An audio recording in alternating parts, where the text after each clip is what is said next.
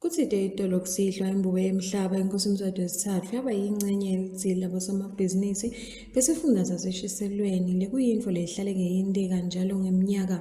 Litsili lalunyaka belentiwe ngebele benkampani yakaMontigny. Leso lwesemhlaba sivete kudumisa kakhulu ngekukhula kwayo ke le nkampani.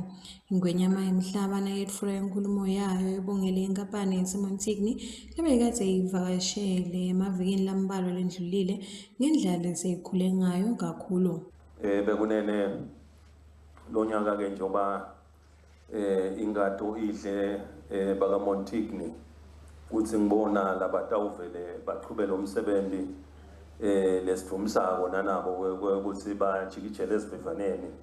uhle kunjeyana sibuthene lapha nje bahlanganisile labangakuhlanganisa kwaba kuhle sibili ngoba nakude lokuhlanganisiwe ngeke sibuthane kanje siyaqhumisa ke umsebenzi omuhle nakusasa batawenza njalo bekune akusiyo malanga mangakhi besilapha eBhunya kuyawubona wona lo msebenzi wakaMontigny nakhona ngumsebenzi lomuhle labawendako lapha kuyabonakala nzawo bayasebenza sibili bakaMontigny ubonakala ukuthi emahlathi aguqulwe abe ngilapho khona kungaba nempilo lengiyo besade emahlathi ukuthi la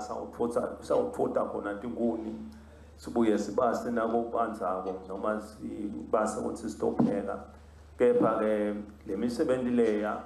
iyasikhomba ukuthi emahlathi singawajikisa aphindle siwende abe commercialized bekune sithumisa ke ngoba lo msebenzi walapha eBhunya wakwakhomba ukuthi uba netinkinga emuva uyalotita wegcineni yafika lenkampani lokuhle ukuthi yabambisana nedlela endvongeni ne-pension fund babambisana lo msebenzi bakha i-partnership njengoba nembala umsebenzi wonke ukuthi ngayi-partnership uze usebenze uqine bekunene sithi ke asibadumise bakanye kanye ngemsebenzi lomuhle labawuhlanganisa ngoba lo msebenzi sonetithelo letinhle lesitibonako bekunene sengaba ukuthi sonke sifuneka sihlangane sibuthane sibambisane kulo msebenzi uzophumelele sibasekele nanabo bachubeke basebente ngoba manyenti nemaswati laphila lapha vele aqashwe khona bekunene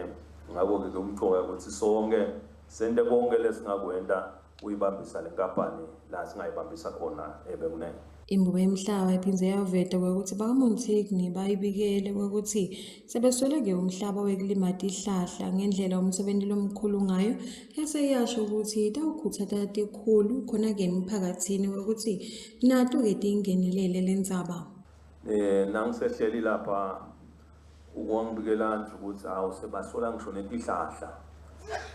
sebayatidzinga tihlahla kulo msebenzi utoze ube impumelelo ngoba lo msebenzi semkhulu kakhulu ngathi ke cha kutawufuna sekubukwe tindlela esigabeni sewekuthi njengoba kunemiphakathi lapha legcwele lokhanza nokuthi kuyashoda imisebenzi lemiphakathi bahambe bayosupervisor kuhlanyole tihlahla kwanze tihlahla la eshiselweni njengaselibonjeni nje bekunene njengoba elibonjeni kugcwele imhoba la eshiselweni ke umhoba wala eshiselweni kule tihlahla kufuneka ukhuthazwe yonke imango bekunene. Ingwenyama yemhlaba bese seyiveta livile kwexwayisa ezweni seMaswati ukuthi asibambisane silwe nekusha kwamahlathi. Bekunene sekungakhuthaza sive nje ukuthi lana sihamba ngendlela sihambe kahle iyakhulu lapha nasesiphethe lababo usikilidi balamlonyeni kumbe ke bese ufuna ukutayilisha asalahla ngaleyo ndlela leyo ukhanda uzawo sotayilisha kabi sekuwa ngoba leti hlahla leti tisheshe tokhele masinyane ngemlilo ukuthi sive sonke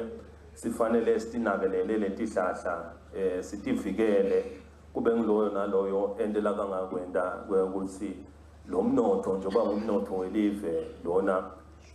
uqizekile sithi nasihamba sihambe kahle kunganovela imonakalo ebekunene. Imbube yemihlaba ebese ibongela ngesifundza saseshiselweni ngentuthuko lekhonsako levelako kulesifundza kulandzela kwekutsi kunemisebenti lemikhulu letako letawundlondlobalisa ishintshe impilo yeMaswati eshiselweni. Konke lokukhona ku-report akuzange kucedwa ngelanga linye. Lokunye kuye kube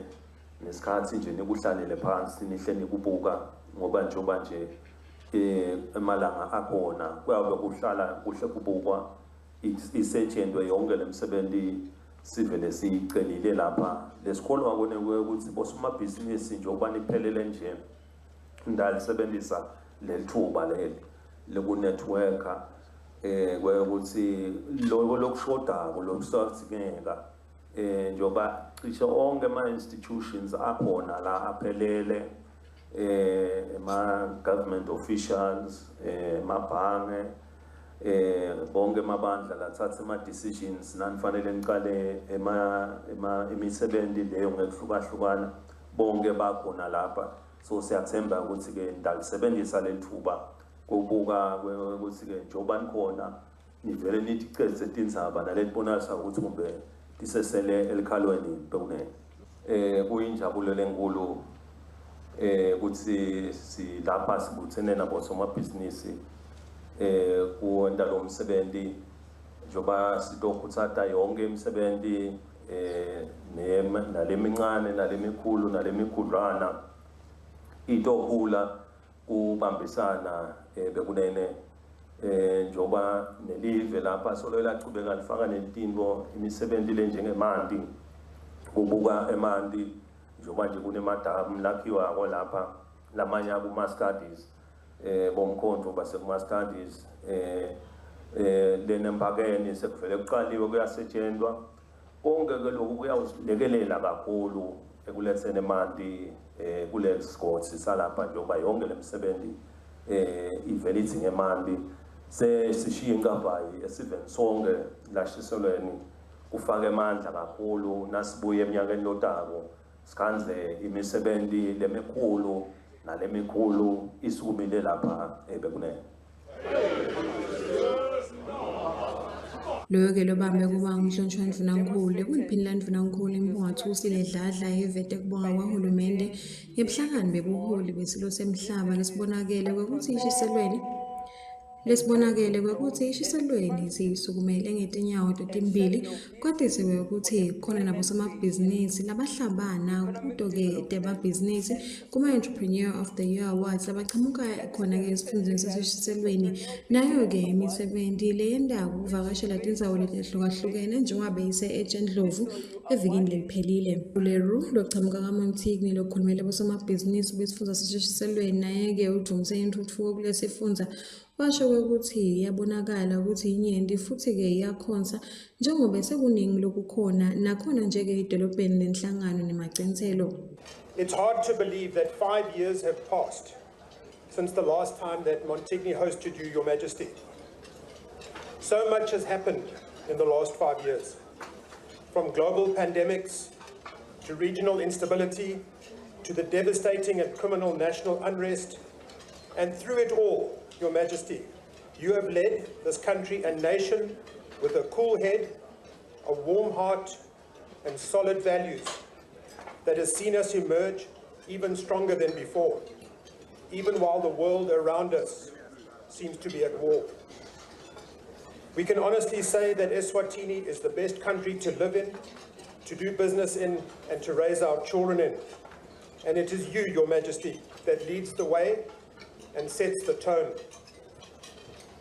Even though I've had the privilege to be the CEO of Montigny for 6 years now,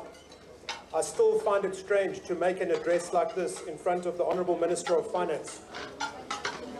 So many people in Eswatini are reaping where people like Neil and other leaders such as Konkwan Mac 70 many years ago have ploughed and sowed, and we wish to express a special gratitude to them. I still remember my childhood days when Nhlangano was referred to as goed gegaan, which means it went well. And it certainly has gone well for our small town that just a few years ago had dusty roads and no KFC. Imbube yomhlaba ibakhuthatile bosomabhizinisi ukuthi abasebenze ngokubambisana njengoba nabo-ke baseMontigny babambisana neDlelanhlongeni ukuthi bakhone kuvuka esimeni lebesikhathi esimatima emalangeni leNgcile. Ingwenyama ishito ukuthi kumcuwa babambisana kwamabhizinisi njengoba kuyeke kugqugqutele intuthuko awo onke amabhizinisi kubonakale nekuvuleka kwemnotho welive. Etinzameni temsakato iChannel yeMaswati kubika Khanyisile Mabuza Titfombe Kimberly Mavuso Sembangweni esigodlweni.